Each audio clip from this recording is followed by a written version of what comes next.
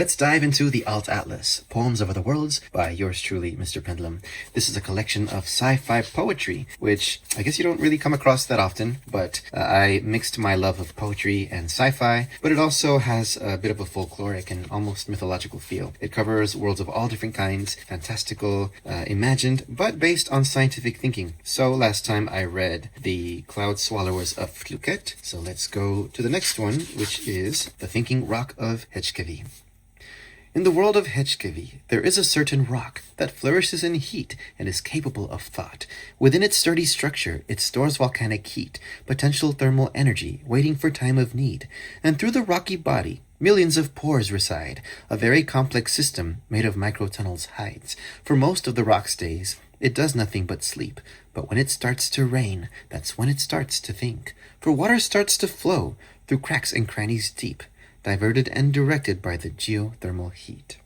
So, in this poem, I'm clearly thinking about sentience and living things and pushing the boundaries of what a sentient being could be. In this world, the rocks are sentient. They can store and transfer information in a way that, arises more complex sentient thought. And it's kind of a bit of an exercise, a mental exercise, just thinking about what it really means to think of sentience, to think of living things. Of course, we have certain criteria and definitions for life, for living things, living organisms, but there are many other systems, our Earth included, the world, that have cycles that are dynamic, that depend on inputs, outputs. They change, they fluctuate based on those inputs, evolve, respond. So, even though we don't consider them or classify them as living, it's worth thinking about, and worth thinking about how they're influenced and the impact that other systems, including ourselves, have on these systems. While we may not consider them living, they do have certain properties, and so I think it's good to continue to push the boundaries. That's why I love science fiction. That's why I loved writing these,